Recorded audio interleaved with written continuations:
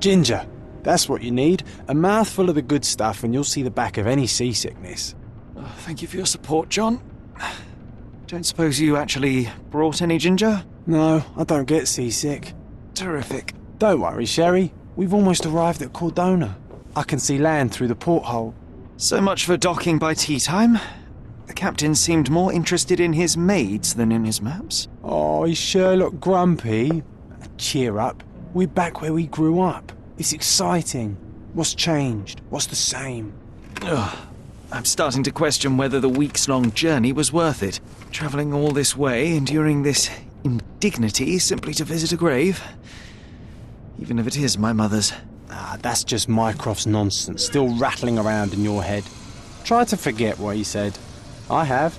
I believe it was that this is a performative farce, a feeble excuse to avoid responsibilities, and that there was nothing to be gained from it. You needed to do this. Enough of the self-pity and doubt. So we're a little late. What of it? We'll retire to the hotel and visit her in the morning. It'll be worth it. Thank you, John. And if you want to notify the captain's wife of his indiscretions, I will not stand in your way. Ah, at last. I'm quite ready to get off this cursed boat. Come on. We'll go together.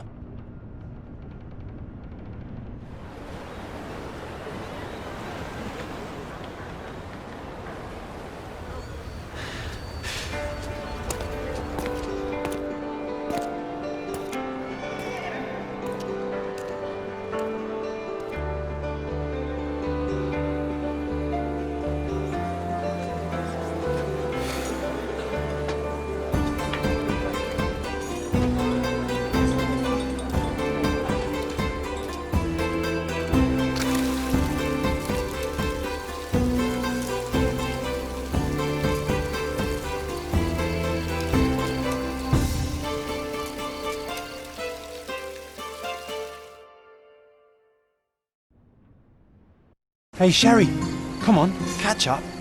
Yes, yes.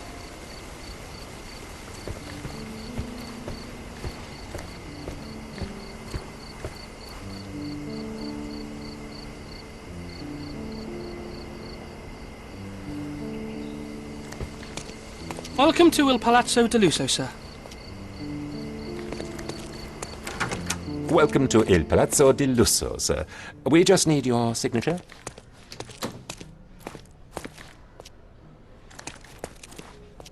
There you are. Ah, Mr. Holmes. Yes, we have room 221 prepared for you. I see it was reserved for 2 people. Would you like a second key? Oh, no, I think we'll stick together. Very good.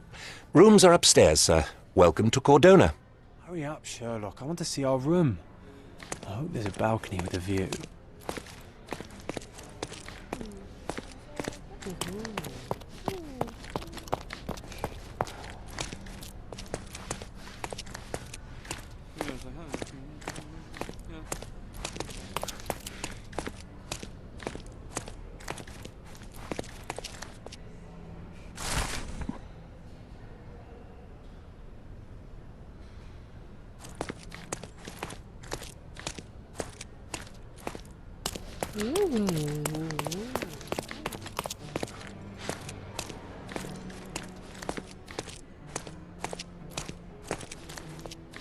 Whoa, what a breathtaking man. Those are the sharp eyes of a man with a bright mind. Almost like mine.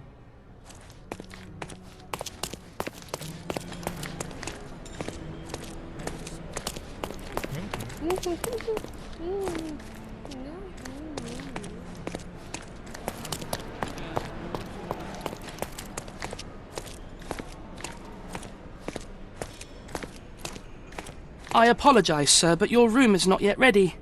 Perhaps, in the meantime, you would like to relax in the foyer? Tonight, the restaurant is offering a complimentary marlin ceviche to all our guests. Let's check what they have on offer.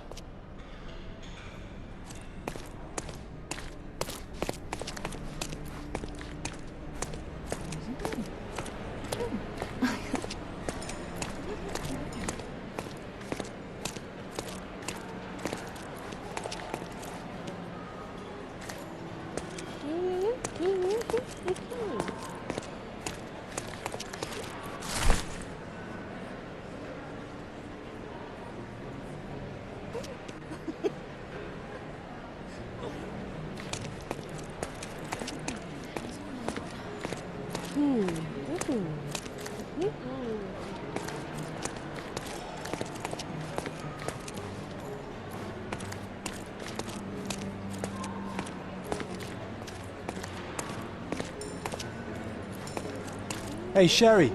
Just our luck. If seafood's not to your taste, everyone loves Benedict's batch. Our poached eggs with hollandaise sauce.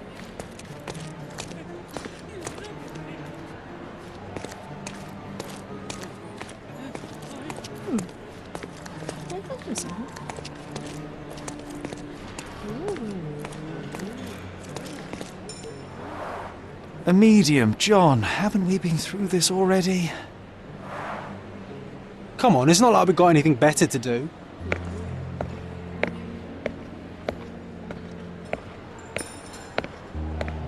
Excuse me, sir, but I believe Mr. Galich is conducting a séance at the moment. Perhaps you'd care to have your portrait drawn while you wait? Why? Pardon me? Why should I sit for a portrait? Sir, it's art. It doesn't need a why. It is its own justification. All things require justification, be they objects, systems, or beliefs. How about art as the lens through which we see the truth of the world? That's backward. Truth is not subjective and not complicated. It's just the truth. It either is or it isn't. You do not need a lens to see it, just an open mind. Ha! That seems rather close-minded. Truth, like beauty, is in the eye of the beholder. So tell me, what do you see? Mediocrity.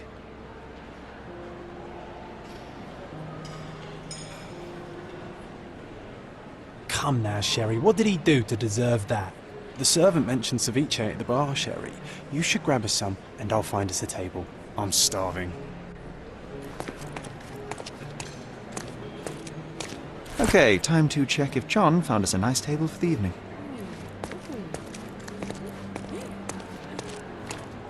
Sherry, I'm over here with my new Ursine companion. Cordona's even quieter than I remembered. It's going to be a long evening. Ah, come now, Sherry. What say we amuse ourselves with a little game? What were you thinking? Oh, promise me it isn't nonsense. After being cooped up on that boat, I am itching for activity. No. As you can see, someone left a cane on our table. I simply thought you could identify its owner. Ah, so it is nonsense. It'll take me a minute, John, at most. Well then, you can deliver it to him as well. Deliver it to him? Then what are the staff here for? Aesthetics? Stubborn, Sherry, too stubborn. You wanted something to do. Slapping oneself in the face is also something to do. That doesn't make it worthwhile. But all right, let me take a look.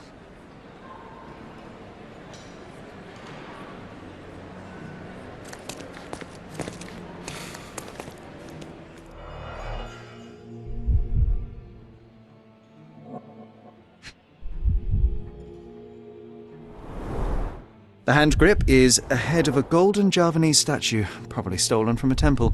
The dents suggest it has been used as a bludgeon.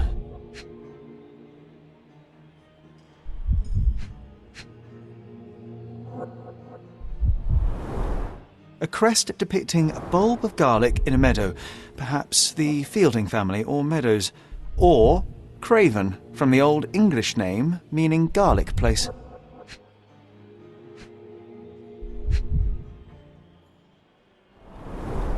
The cane is made of ebony, it's worn uncared for, and bears the scars of numerous hits.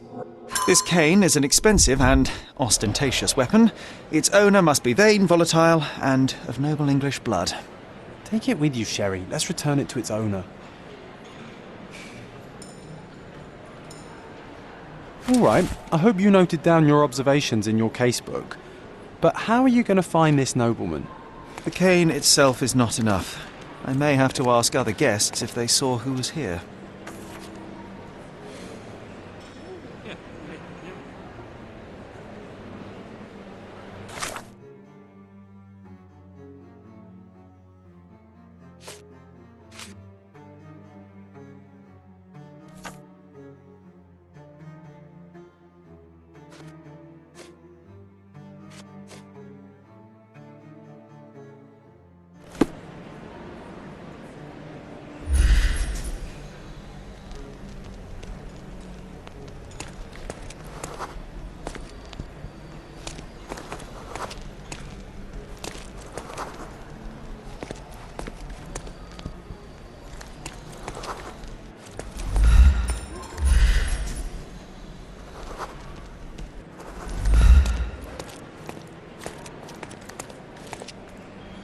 Excuse me, just one question. Yes, sir. It'll be an honor to help you.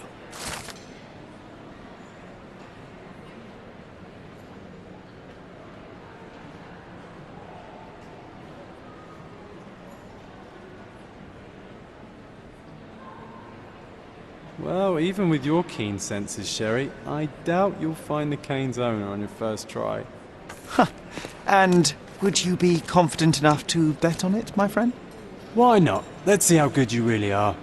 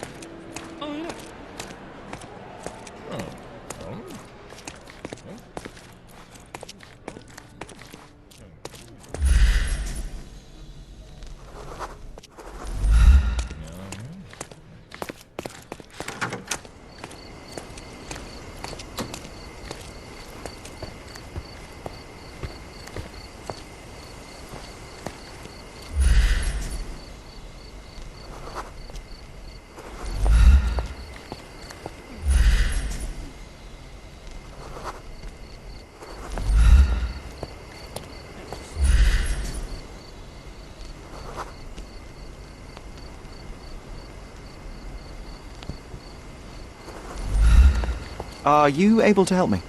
My dear fellow, you're talking to the right man.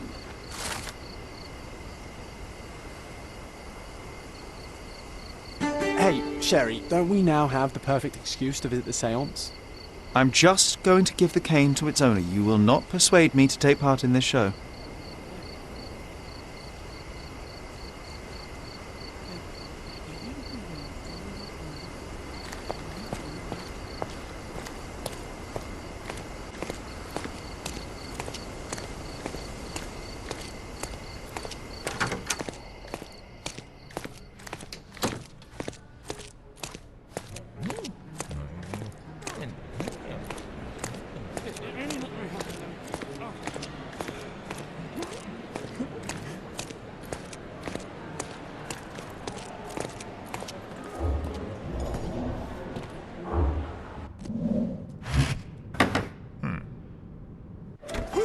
This hotel, this island, it's full of thieves.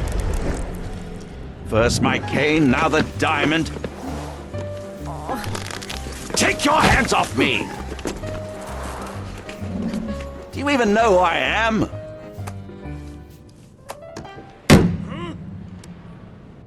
Hey, boy! That's my cane! I get that a lot. It's a very common design. What? No, that's a custom-made... A joke. A joke. It was left at my table in the restaurant. I thought it deserved to be returned. Well, I'll be... It is rare to encounter a straight-fingered true penny these days. What a gentleman. But I must ask, how did you know I was the rightful owner?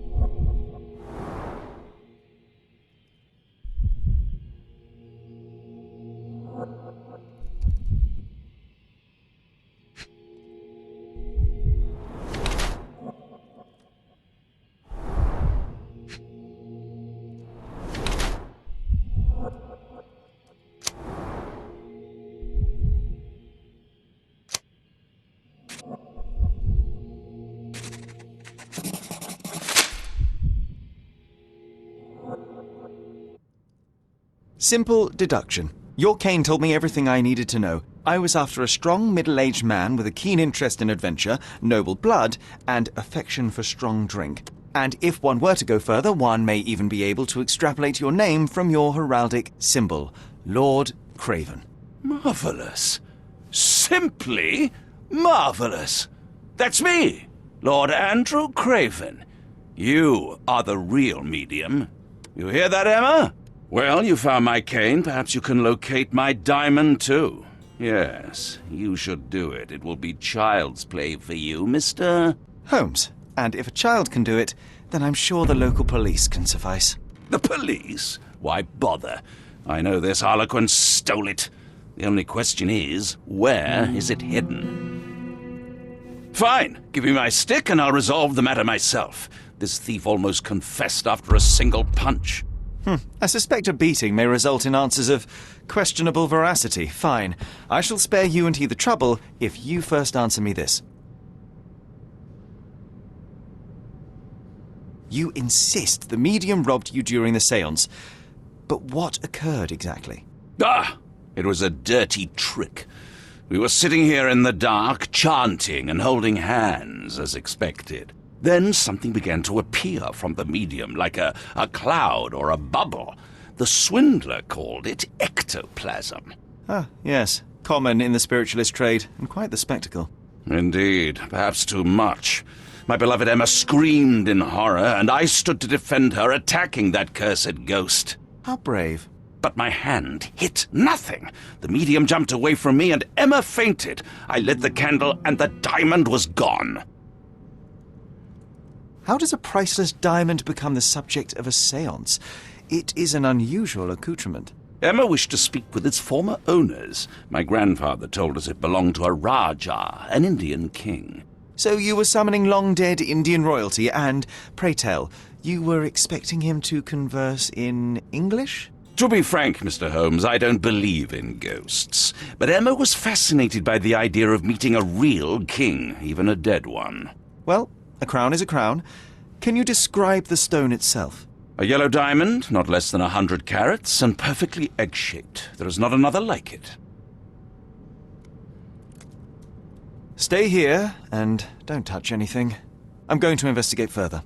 Don't fret, I'll be keeping a close eye on this thief.